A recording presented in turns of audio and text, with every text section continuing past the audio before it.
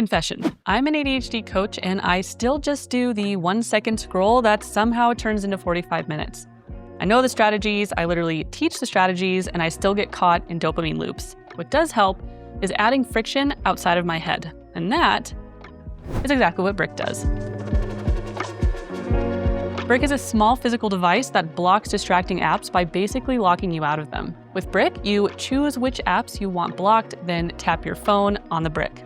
Those apps immediately become inaccessible until you physically tap again to unbrick. Brick doesn't give you willpower or a magic fix, but it does give you a speed bump. And that small interruption, that small amount of friction can be just enough to break the finger-to-phone autopilot and return you back to choice.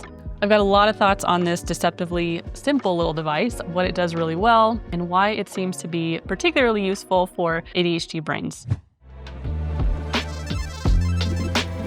The first thing I notice is the brick itself. There's no flashy colors, there's no shiny inserts, and it's immediately smaller than I expected, which isn't usually a compliment, but in this context, it absolutely is.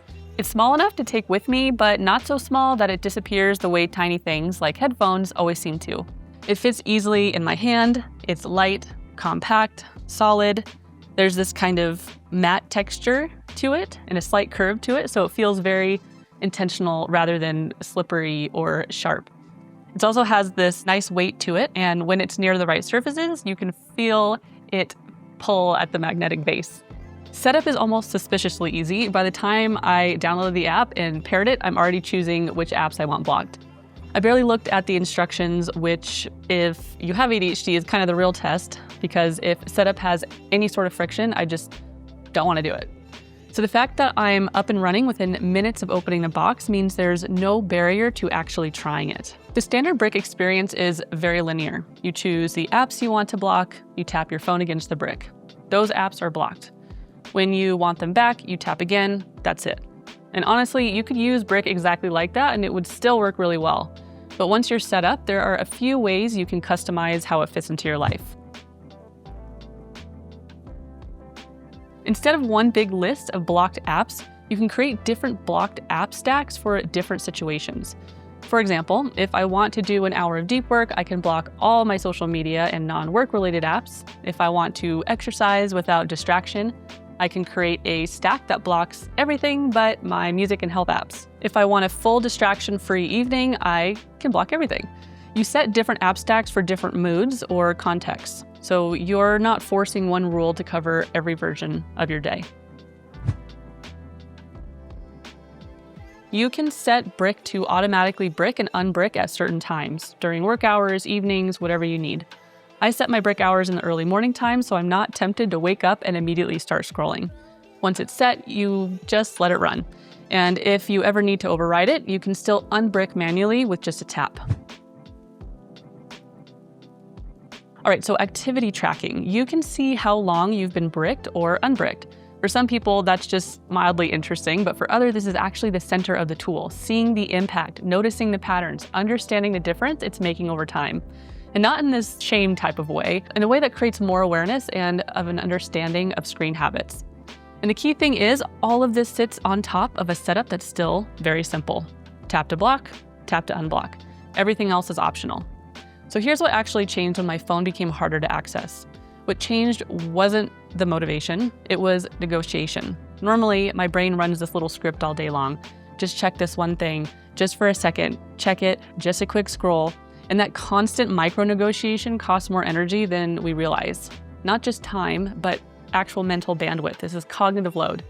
With Brick, there's nothing to negotiate. You go to reach for your phone and it's just, nope. And weirdly, that felt really freeing. Not because I had suddenly more discipline, but because I had fewer decisions to make. But knowing it's temporary matters. This isn't about never using your phone and completely exiling it from your life. It's about choosing when you want to use it. That balance and that invitational autonomy made it feel supportive and not restrictive. Once I had more awareness of my unconscious phone habits, I started paying more attention to my relationship with my phone, especially when it usually hijacks my attention. So for instance, my morning routine. This one was genuinely huge for me. When my phone alarm wakes me up, I check my blood sugar on my phone, and normally that moment quietly turns into 30 to 45 minutes of scrolling my socials. Every single time. My phone's already in my hand, so my thumb just goes and does what it always does, opens up my social apps.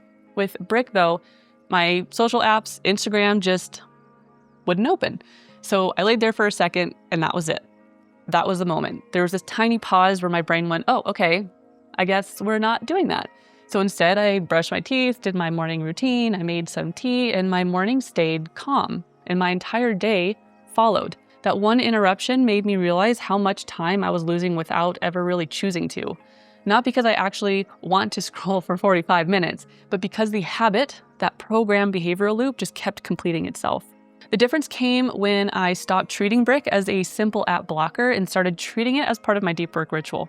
Before, starting deep work took effort. I'd sit down, open my laptop, and spend the first chunk of time working, fighting the urge to check my phone. Maybe do a quick Instagram check. But with Brick, that decision was already made for me. That tap created a clear boundary before and during focus. And because that boundary existed in the real world, not just in my head, I didn't have to keep enforcing it. I sit down at my laptop to do my work, get my water, light a candle, get my tea, snacks, pick a task to work on, and tap Brick. That tap is now intentional. It does more than block distractions. It becomes a behavioral signal. Over time, the ritual became almost a bit Pavlovian. Tap Brick, settle in. And that's when I noticed this real shift internally. I spent less energy getting into focus and more time actually just doing the work. So first, we have less mental load. With ADHD, the problem usually isn't that you don't know what to do, it's that your day is made up of 1,000 tiny decisions, and each one of those decisions costs brain power. Every time you see your phone, there's this little negotiation. Should I check just for a second? What if I missed an important message or a bit of news? And that constant decision-making is a tax on your attention. Brick helps by removing the negotiation entirely. You decide your boundaries once, and then the environment holds them for you, which means you're saving cognitive energy for the things you actually want to do. Number 2, stops impulse. One of the hardest parts of ADHD is how fast our habit loop happens. We get an urge and then boom, action, almost instantly. Just as my silencing of my morning alarms turns into 40 minutes of scrolling, you may be opening an app before you've even consciously decided to. Brick changes the sequence. It turns it into urge, pause, barrier. And that pause is everything because that's where choice lives. Even a couple seconds of interruption can be enough to snap you out of autopilot, notice what you're doing, and redirect back to your intention. Number 3, externalizes self-control. Instead of me having to remember, don't scroll, don't do it, 100 times a day, Brick remembers for me. It's kind of like outsourcing inhibition. And that's honestly exactly what ADHD brains benefit from. Tools that act as an executive functioning tool. Not because we're incapable, but because our executive function can be inconsistent. When the external system holds that boundary, you don't have to spend all day fighting your own brain. Number 4, making your environment smart. And the bigger reason this works is that it doesn't frame focus as a character trait. It's not be stronger or try harder. It's okay. Let's make this environment smarter for us. Brick creates structure first, and then your brain can move inside that structure with way less resistance. And again, that cuts down on mental effort and cognitive load. And that's more sustainable than willpower because it's not relying on you feeling motivated at the exact right moment. It's building the conditions where the easiest option is the one you actually want. I really do think this can be a really genuinely powerful tool. But to keep this review real and useful, we also need to talk about the trade-offs because every tool that works by adding friction is going to come with a few costs. First, design. The Brick is gray. Very gray. It's minimalist to the point where it can be kind of boring for some, especially for those of us with ADHD.